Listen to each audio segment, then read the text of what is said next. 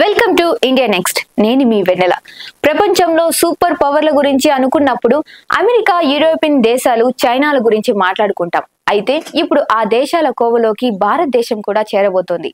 భారతదేశం ఇప్పటికే జనాభా, ఆర్థిక ప్రగతి, సైనిక బలాల విస్తరణలో ప్రపంచంలో తృతీయ శక్తిగా అవతరించే దిశగా శరవేగంలో పురోగమిస్తోంది. భారతదేశం ప్రపంచంలో మరో సూపర్ పవర్ గా అవతరించడానికి కారణాలు విశ్లేషిస్తూ చేసిన ఒక వీడియో అమెరికాలో వైరల్ అవుతుంది. 1947లో భారత్ బ్రిటిష్ పాలన నుంచి విముక్తి పొంది స్వాతంత్ర దేశంగా అవతరించినప్పుడు అది ప్రపంచంలోని అనేక పేద దేశాలలో ఒకటిగా ఉండేది. ఆర్థిక పురోగతి గురించి మాట్లాడుకుంటే 1991లో భారత్ ఆర్థిక వ్యవస్థ ప్యారిస్, లండన్ నగరాల కంటే చాలా తక్కువగా ఉండేది. ఇప్పుడు భారత్ ఆ రెండు ప్రపంచ నగరాలని మించిపోయే దిశగా ఆర్థిక ప్రగతి సాధించింది. 2014లో భారత ఆర్థిక వ్యవస్థ ప్రపంచంలో 10వ స్థానాన్ని చేరుకుంది.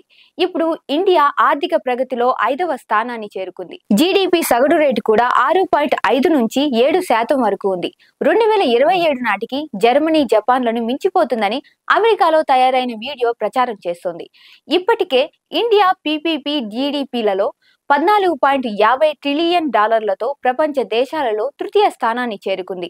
జనాభాలో కూడా ఇండియా గత ఏడాది చైనాను మించిపోయింది. సూపర్ పవర్ గా కూడా అవతరించే వనరులు, సాంకేతిక విజ్ఞాన సామర్థ్యాన్ని పెంచుకుంది.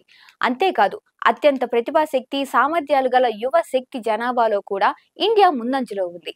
ఇవే కాక దేశ చరిత్రలో మొదటిసారి అతిపెద్ద మౌలిక సదుపాయాల పైప్ లైన్ కల్పన ప్రాజెక్టును $1.9 ట్రిలియన్ చేపట్టింది. ఇది దక్షిణ కొరియా ఆర్థిక వ్యవస్థ కంటే ఎక్కువ. అలాగే వివిధ నగరాలను, ముఖ్యంగా ఢిల్లీ, ముంబై నగరాలను వివిధ రవాణా సౌకర్యాల ద్వారా కలుపుతూ, సాగర తీరంలో అనేక నగరాలలో ఓడరేవు నిర్మిస్తూ, అనేక పట్టణాలలో ఆధునిక మౌలిక సాంకేతిక విజ్ఞాన సదుపాయాలతో స్మార్ట్ సిటీలను నిర్మిస్తూ శరవేగంతో భారత ప్రజల జీవన ప్రమాణాలను మార్చే దిశగా అడుగు వేస్తోందని గణాంకాలతో సహా ఈ వీడియో వివరించింది. సాఫ్ట్వేర్ సర్వీసుల కల్పనలో 3వ స్థానాన్ని ఆక్రమించడమే కాకుండా అంతరిక్ష పరిశోధనలో కూడా రాకెట్ వేగంతో దూసుకుపోతోందని ఈ వీడియో కళ్లకు కట్టినట్లు భారత ప్రగతి చిత్రాన్ని ప్రదర్శించింది.